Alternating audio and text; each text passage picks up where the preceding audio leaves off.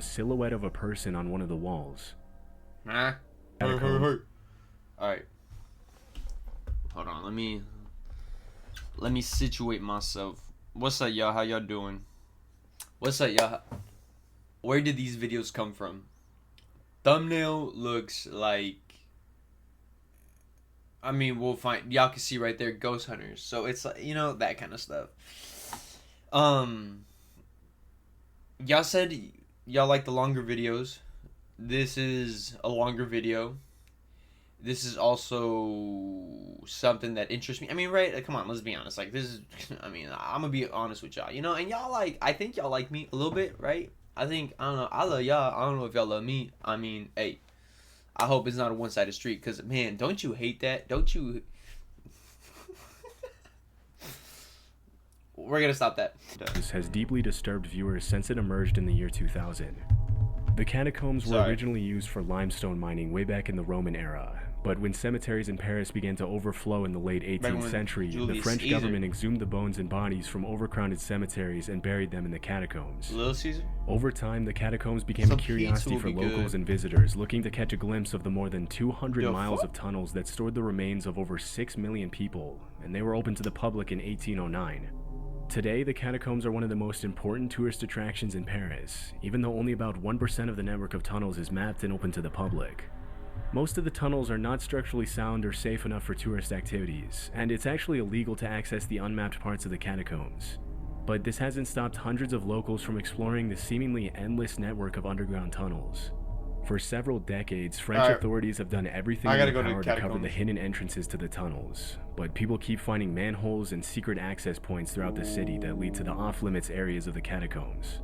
Although this footage was recorded in 1993, it wasn't released to the general public until the year 2000, when it was shown as a part of an episode on the ABC Family TV show Scariest Places on Earth. The episode features Francis Friedland, a French filmmaker who says he came across the mysterious tape when it was given to him by a catacomb explorer who found it in one of the tunnels. Disturbingly, in the episode it's mentioned that the man who recorded the point of view footage was never found or identified. If you play... This video camera was found deep in the catacombs. It was picked up by a catacomb explorer, some of the people who wandered down there. It was given to me. I looked at the tape. It's very bizarre. This person occasionally stops and he photographs bones, often in the shape of an arrow. These arrows point in a direction. Occasionally also he stops to photograph roomfuls of bones. Right. Which means that he's very, very deep inside the catacombs. Okay. What happened to him? Nobody knows. Some of the clips show rooms full of bones, arrows painted on the ground, and even a strange painting of a silhouette of a person on one of the walls. Huh? So basically he's filming what he's seeing. Endless. Very deep inside the catacombs.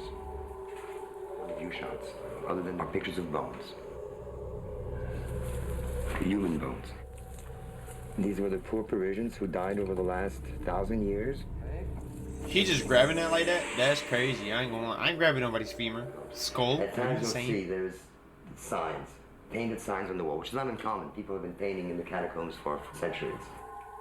So it is possible with these paintings that we may be able to retrace an itinerary to some extent.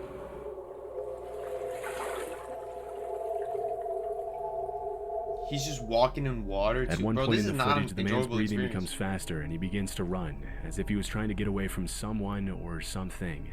Occasionally, the man stops, presumably to get his bearings and find a way back to the surface. We hear his breathing get louder and louder, as though something was scaring him. He's frightened, he's frightened. Occasionally he stops, perhaps to try to decide which way to run among all the many different corridors. He's running faster and faster and faster, deeper and deeper into the catacombs. And all of a sudden,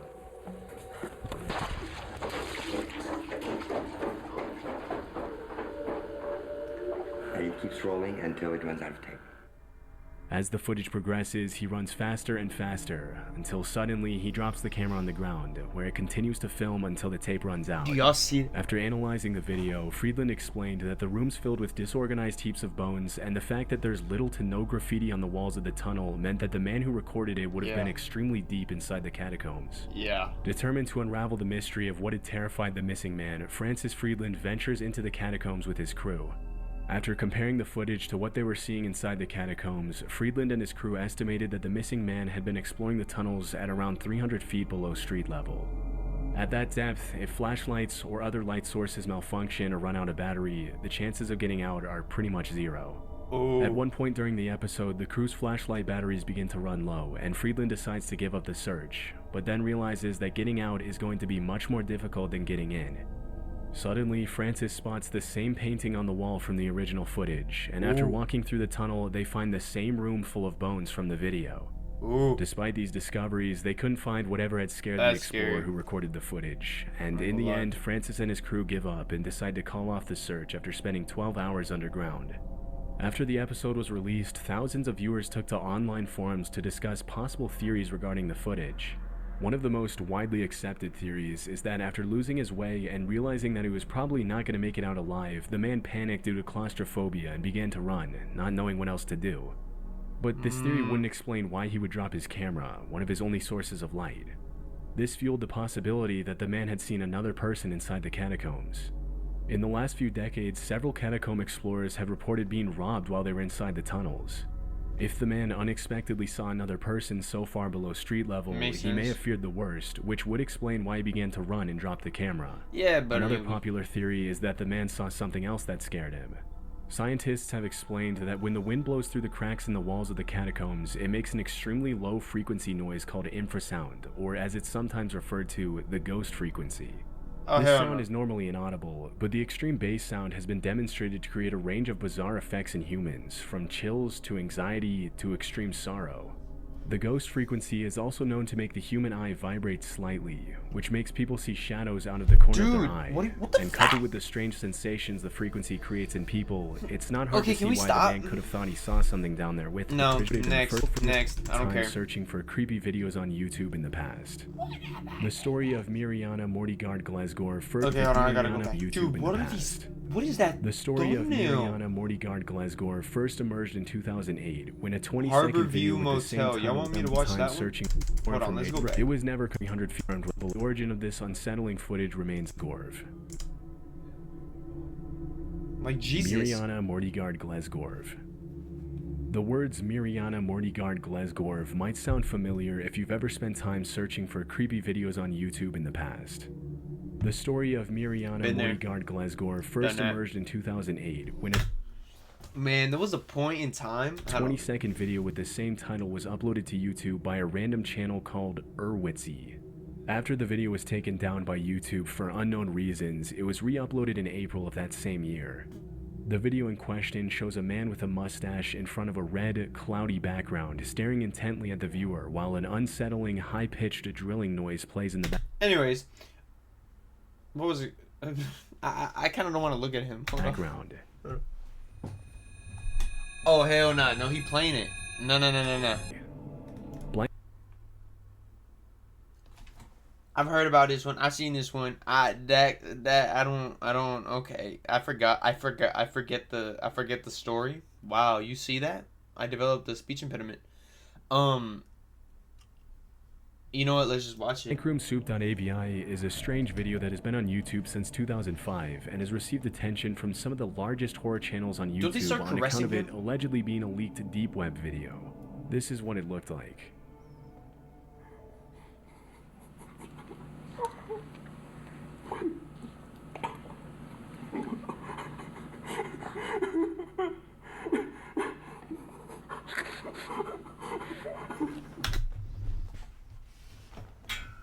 Like, man, dude, hold on, no. Stop. Please stop. Dude. I'm looking at y'all. How y'all doing? Y'all look gorgeous. The video in question shows a man in a white tank top eating a bowl of soup with a large wooden spoon in a room with white walls. A few seconds in, the man is approached by two people in doll-like costumes with black, lifeless eyes who appear to be comforting the man as he eats the soup. But the man doesn't seem comforted at all, and instead appears to cry inconsolably as he continues eating the soup. Immediately after the video was uploaded, disturbing theories started surfacing about this possibly being a real torture video. Yeah. Because platforms like 4chan and Reddit were pretty new at that point, they became hotbeds for speculation on the meaning of blankroomsoup.avi. According to one of the most popular theories, the man and his family had been abducted by people in costumes, and after they murdered his wife and kids, they force-fed him soup containing the remains of his family, threatening to torture him if he didn't comply. Another theory was that the man was kidnapped alone, and that he's crying in the video out of fear while his captors taunt him with false comfort. In later months, more videos featuring the same characters started surfacing online, with some of them being pretty disturbing. One of them was a continuation to Blankroom Soup, and another involved the disguised characters kidnapping someone on video. While doing research on the origins of Blankroom Soup, the name of a man named Raymond Percy came up in connection with the mysterious costumes shown in the video. From what I was able to find, Raymond Percy is an animation artist and director who has worked on several big projects including The Simpsons, Frozen, and Wreck-It Ralph. He also has an account on the video sharing platform Dailymotion, where several videos featuring the same characters from Blankroom Soup can be viewed, but in much more innocent contexts. Using the Wayback Machine, I found that the creepy video itself was posted on Raymond Percy's account, but with the title Freaky Soup Guy, along with the caption, "A clip of people who look like us doing something to someone that we would never do, we promise." Most of the videos have since been deleted, including Freaky Soup Guy. The strange caption indicates that perhaps this creepy video was not made by Percy at all, and in 2016, YouTuber Rainbot contacted him directly to get to the bottom of the mystery. Raymond Percy explained that he had created the costumes himself. The characters' names were Ray Ray, and he had used them for several live performances all over the world. After one particular performance at a club on the Sunset Strip in Hollywood, the costumes were stolen when Raymond and his crew were cleaning up the set. A few weeks later, he received an email with an attachment containing the creepy video, and he immediately posted it to YouTube and Dailymotion to share with his team. According to Raymond, the creepiest thing about the video was that the characters move in the same slow, paused fashion in which his own performers were trained to act during their performances, meaning that whoever stole the costumes must have been watching Percy's live performances for a while, and perhaps they were even fans. This new information disturbed a lot of viewers, giving way to a new wave of theories and speculation regarding the unsettling video. Like, why do I... It was later found that the man who was being kidnapped in one of the later videos that surfaced on YouTube was actually Gil Sharon, the drummer of a horror-themed experimental rock band named Stolen Babies. Raymond Percy's sister, Dominique Lenore, is the band's lead singer, and Raymond had animated some of their videos in the past and included the Ray Ray characters in the videos. In one of the band's photo shoots, the drummer can be seen wearing the exact same costume as in the kidnapping video. The fact that Raymond Percy participated in the creation of one of the creepy videos that surfaced led many people to believe that the man in the original Blankroom Soup video was actually Percy himself, and that his eyes had been covered so that he wouldn't be recognized. Even if the man in the video is not Raymond Percy, the fact that 3 sequels to the Blankroom Soup video surfaced on YouTube discredits the idea that the original video was a leaked deep web video. It's rare enough to see a leaked deep web video on YouTube, let alone 4 consecutive videos without any of them getting taken down. With all the evidence that emerged, many users claimed that everything Percy had said about the costumes being stolen was a lie. Because if they had actually been stolen and used for the disturbing videos, the last thing Raymond Percy or anyone would have done is to post the videos on YouTube and not report them to the police. Some people even speculated that the whole thing might have been a promotional campaign for the band Stolen Babies, but this hasn't been confirmed. Regardless of whether Raymond Percy was telling the truth, I've seen that video. The one thing we know for sure is that Blankroomsoup.avi was never a deep web video. While some still argue that the video and its sequels are genuine, I can't keep watching this video. I Feel Fantastic was uploaded to YouTube by the channel Creepy Blog. It was the only video ever uploaded to the channel, and it basically shows a robotic humanoid singing the words, "I feel fantastic, you feel fantastic, you are fantastic, I am fantastic, hey hey hey," over and over again inside a room at night. As the video progresses, the android is shown in different poses and wearing different outfits. I don't want to hear this.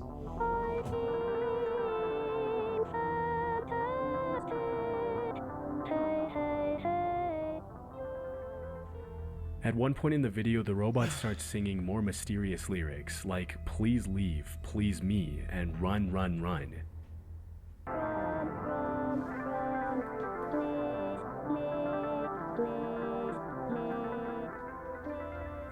I started The crying. description of the video: dining room or there is nothing. Out of all of the creepypastas and scary top 10 videos that have gone viral in the last couple of decades, dining room or there is nothing is one of the videos that has left the... I just, like, y'all can't see this. Like, my camera ain't that good no more. I feel like my camera got worse over the years, which, I mean, I guess that's not, illogical. Like, everything settled down right now. Like, my hairs fell down again, goosebumps gone. But every time, don't largest number of viewers feeling creeped out. This unsettling 1-minute loop film was uploaded to YouTube in 2006. It shows a pale-faced woman sitting at the end of a dining room table in a dark house with a fire burning outside the window. I don't want to look at this, man.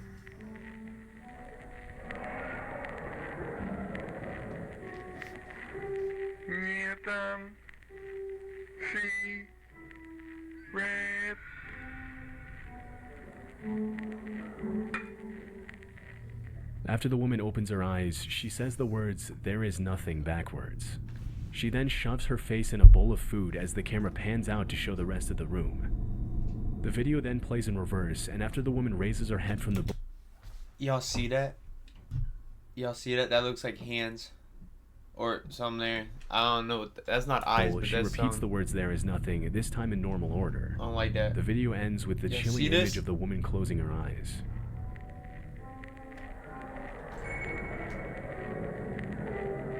She doesn't bring her head back up, right? Ah, oh, damn.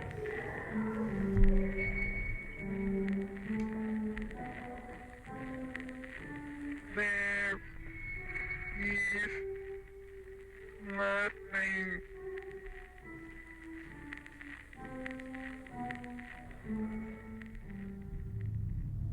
A year after the original video was uploaded, the creator uploaded the same video in high definition.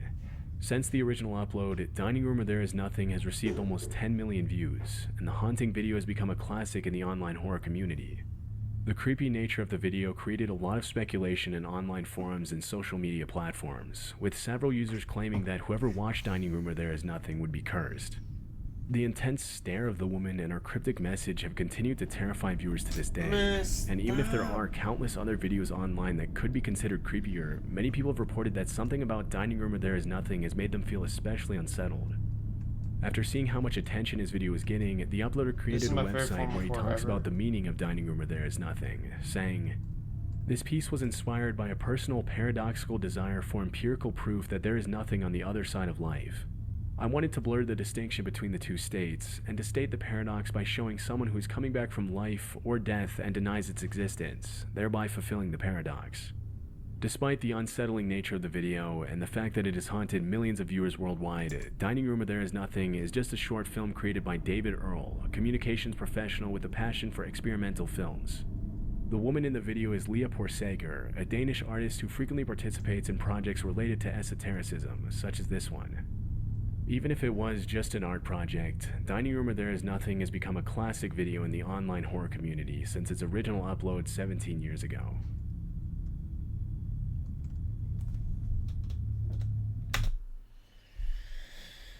Like, dude, like, what, like, yeah, I don't know why I watched this, honestly. And I know, like, the point, right? Where did these videos come from? Great. I mean, he's showing the videos. Hey, that's what we came for, right? In theory, I don't know. That's logical. That makes sense. I don't know why I watched it to begin with. But, second, why play it so much? Like, all of them. Like, again and again and again and again and again and again.